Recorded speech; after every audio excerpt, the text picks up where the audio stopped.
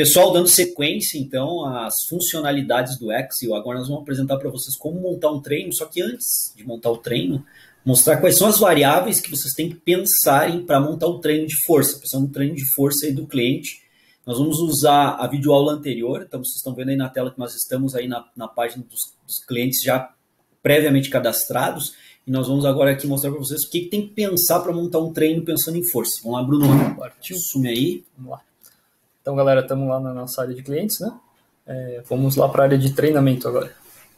Que nesse momento está em beta, né? Muito breve aí. Vai ficar definitivo. Né? Então, a primeira coisa que a gente faz aqui é criar uma nova periodização para o nosso cliente, né?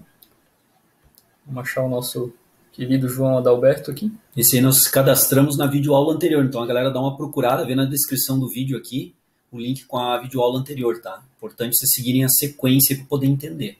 Perfeito. Selecionar um objetivo, vamos botar aí que o João aí já é um cara bombado, bota uma hipertrofia, ele veio transferir de outra cidade, já treinava hipertrofia. Né? Perfeito. Então criamos a nossa periodização aí para o nosso cliente. Está lá o cliente que já está cadastrado a partir da videoaula anterior, com os dados que nós já previamente cadastramos e colocamos. Agora nós vamos começar uma rotina de treinamento para ele.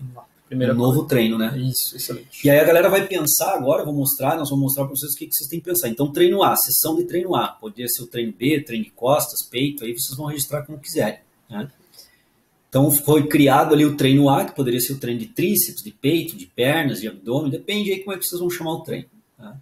Primeira coisa, selecionar aí os exercícios, né? E a região muscular. Perfeito. Vamos começar então por ombro, pode ser? Pode ser, vamos lá. Digamos que nesse dia nós vamos treinar o ombro.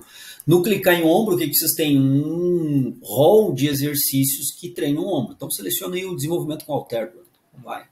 Vamos incluir ele na nossa lista. Isso. Então. Ó, selecionou o desenvolvimento com halteres. Certo, pessoal? Agora, o que vocês têm? O X traz um padrão de começo de configuração de treino. Qual é o padrão? São 3 séries, como vocês podem ver. Né? E o número de repetições sendo colocadas ali de 8 a 12. Vocês podem ver que a primeira, segunda e terceira série tem de 8 a 12, vocês podem alterar. Vamos imaginar, Bruno, eu quero passar de 10 a 15 repetições por série para ele. Então, ó, 10 a 15 repetições. E aí eu quero trabalhar com o intervalo de descanso que vem padronizado do X e vem com 1 minuto, 60 segundos. Eu quero trabalhar com 90 segundos. Ou seja, eu quero trabalhar com 1 minuto e meio de intervalo. Tá? Isso eu quero fazer para todas as séries daí. Então, por exemplo, e eu quero passar para 4 séries. Então, vocês vão ver agora aqui que o Bruno está fazendo para 3 séries, de 10 a 15 repetições. Estou prescrevendo o treino, pensando nas variáveis iniciais. Quero 4 séries. O Bruno vai lá colocar uma 4ª série dentro da ideia de 10 a... Sempre vai entrar o padrão, que é a sugestão, de 8 a 12. Vocês vão alterar para o número de repetições que vocês quiserem. Ah, João, eu quero trabalhar de 20 a 25 repetições. Sem problema. Vai, configura agora como o Bruno está fazendo. Intervalos para 90 segundos, Bruno. O padrão entra como 90, intervalo entre as séries. Vocês podem alterar para 30 segundos, 40 segundos. Vocês que vão definir, né, os intervalos entre as séries.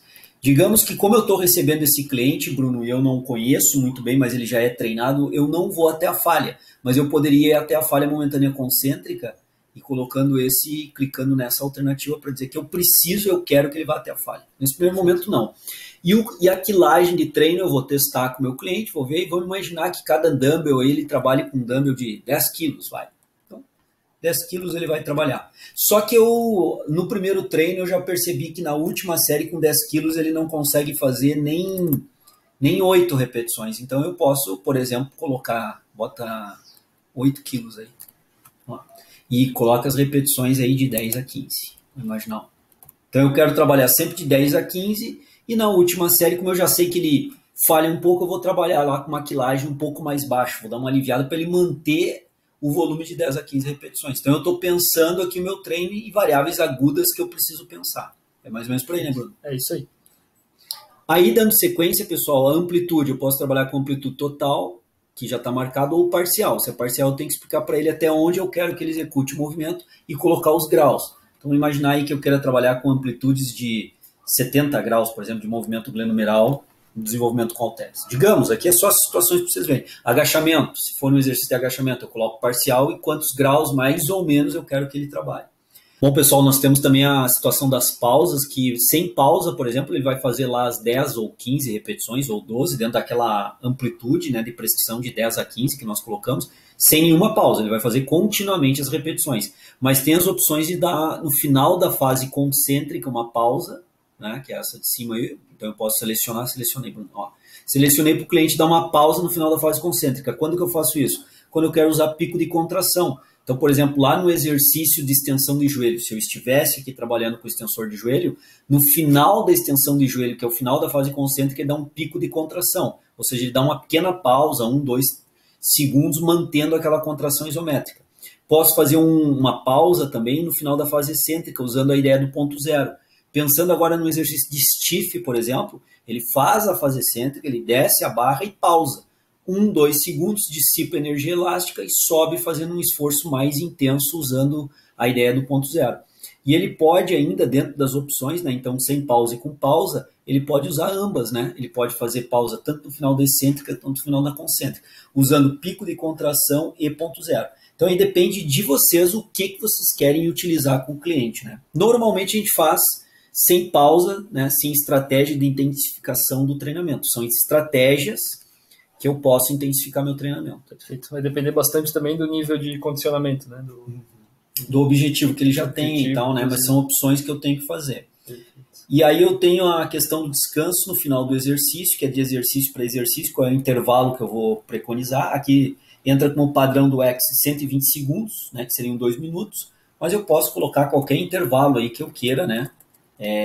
Entre os exercícios. Aí. Aqui é o intervalo entre os exercícios. E o método aqui é padrão que nós estamos ajustando, por enquanto nós colocamos só o método padrão, que é a lógica clássica, né, convencional da periodização, e o drop set. Mas aí nós vamos evoluir com X, talvez quando vocês estiverem vendo esse vídeo, nós já tenhamos aí vários outros sistemas de treino inseridos no X para trabalhar. Tá? Cadência de movimento normal, e aí abre as opções aí, Bruno. Eu posso trabalhar com uma cadência mais lenta e mais rápida. O que é normal? É o que o cliente de você sente mais confortável, uma cadência moderada, é o que para ele é normal da execução. Agora eu posso trabalhar com cadências mais lentas ou super lentas, até dentro do sistema do super slow, como numa cadência mais rápida num treinamento de potência. Então eu tenho como colocar qual a cadência que eu quero que o meu cliente execute aqui o exercício. Tanto na concêntrica, né, quanto na fase excêntrica. Então, por exemplo, na fase concêntrica eu posso exigir rápido, como o Bruno configurou, e na fase excêntrica fazer normal ou lento. Então é uma opção minha de configurar essas velocidades, tanto fase concêntrica quanto excêntrica. Perfeito. E aí tem o vídeo, né, Bruno? A gente pode incluir aqui um vídeo de exemplo, né, para o nosso aluno ter uma ideia da execução, né, principalmente em atendimento online. A gente mesmo pode gravar um vídeo, jogar no YouTube e mandar o vídeo para o nosso cliente lá, né? Ou pegar um vídeo, digamos aí, do Treino em Foco, que ele já conhece, que acha interessante, ele linka o vídeo aqui. Então, aquele exercício com aquela configuração e a execução daquele exercício, ele está mandando um vídeo para o cliente ver bem como é que é a execução do exercício. Então, isso ganha muito no atendimento online, né? Excelente. No trabalho de atendimento online, porque eu crio condições do cliente entender melhor o exercício. E, por último, a gente tem as observações por exercício aqui, né? Então, se a gente já sabe que o nosso atleta lá, nosso aluno tem algum probleminha no ombro, a gente pode pedir para ele prestar atenção em determinado ângulo, enfim, deixar informações bem claras aqui para o nosso aluno. Né? E aí são pontuais dependendo do cliente, né, Bruno? Então, por exemplo, se eu tenho um cliente que tem uma certa escoliose ou dificuldade de estabilizar a coluna, eu posso botar como observação ali, cuidar muito bem o alinhamento da coluna, ficar bem verticalizado, né, bem alinhado para fazer a execução do exercício. Pessoal, vocês viram aí o processo básico inicial, então, para configurar como é que eu quero que o indivíduo execute o desenvolvimento com halteres. Logicamente, minha sessão não vai ter só um exercício. Então, os outros exercícios que eu vou selecionar, sejam eles quais foram, eu tenho que identificar os mesmos dados que eu coloquei aqui. O número de séries, os intervalos, a amplitude, né? O que nós colocamos aqui, se eu quero que ele vá até a falha ou não, porque eu posso colocar alguns exercícios indo até a falha, outros não, dependendo aí das condições do meu cliente. Um exercício novo, ele está habituado a treinar até a falha, mas um exercício novo eu acho interessante ele não ir até a falha. Então, aquele exercício ele vai ser registrado como ele executar dentro de uma margem de repetições sem falha. Eu posso colocar um exercício como, por exemplo, o stiff, ele dá uma pausa no final da fase excêntrica, enquanto que o desenvolvimento com halteres fazer sem pausa. Eu posso colocar um outro exercício como o extensor de joelho, ter a pausa no final da fase concêntrica fazendo pico de contração, enquanto que nos demais exercícios não. Então, para cada exercício, eu vou ter que fazer esse ajuste que vocês viram. Salva aí, Bruno, para a galera ver. né? Nós estamos salvando um exercício da sessão. Tá lá o desenvolvimento, né?